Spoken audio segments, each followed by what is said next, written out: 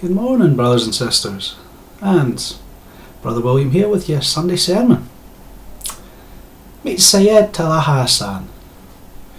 This boy's a badging, make no mistake.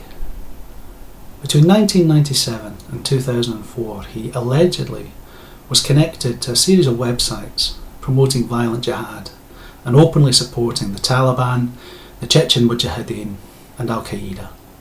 So he's no friend of mine. However, that doesn't mean that I'm up for lynching anyone, not even this mentalist. Early in 2006, the UK Metropolitan Police searched his family home. They arrested him in July that year. Not on any of Britain's numerous hate and anti-terrorism laws, but under the Crime International Cooperation Act of 2003 and the Extradition Act of the same year. After numerous hearings, he was approved for extradition in June 2007 to face charges in the United States. If you're American, you'll be happy to know that in October of this year, having exhausted all of his British appeal options, he was formally charged in Connecticut. Now, I don't have a problem with the charges. It would take an awful lot to convince me that he isn't guilty of every single one of them.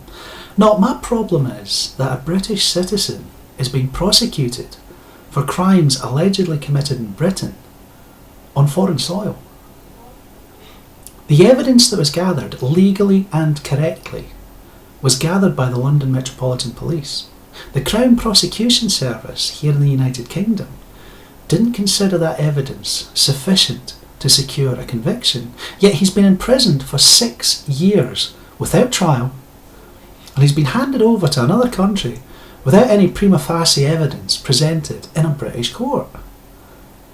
Now, if he's found guilty, he's almost certainly going to be sent to the United States Penitentiary, Florence, ADX. It's a high security prison up in the Rockies, you might have heard of it. He's facing a potential lifetime sentence without parole.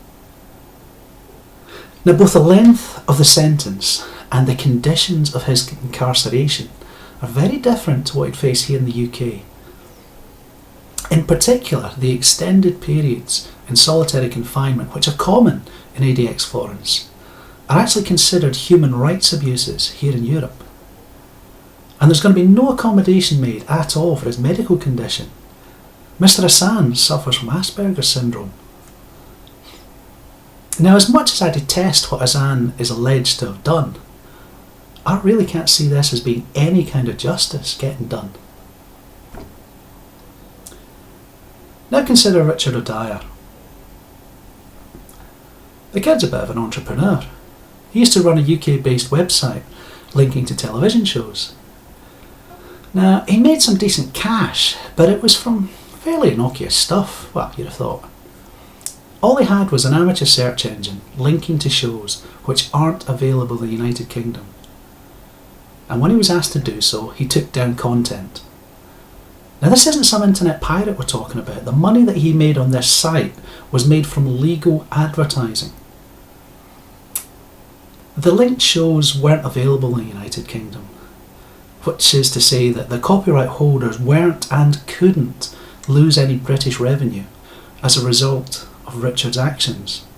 He's never been formally accused of breaking any British laws. He's been extradited to the States to stand charges on American copyright laws. What the fuck? If he's committed a crime, and again, I want to stress, he hasn't been accused of any wrongdoing under the laws that he lives under. If he's committed a crime, then surely he should face prosecution here in the United Kingdom where the alleged crime took place. This isn't a trivial matter. The kid could end up inside an American jail for 10 years for a crime that might not actually be illegal here in the United Kingdom. The implications of this are staggering. The British have got extradition treaties with a number of countries. Their laws are not our laws. If you commit a crime on their soil, then you've got to accept there may be consequences. But commit the same crime here, where the crime doesn't even exist, There's no way you should be held accountable to some other nation's laws, some other nation's customs, some other nation's judicial system. You didn't put it up, you didn't vote for it, you've got no recourse to change it. If you're still not convinced, imagine a British Muslim deciding that religion really isn't for him. The crime of apostasy carries the death sentence in a number of Islamic countries.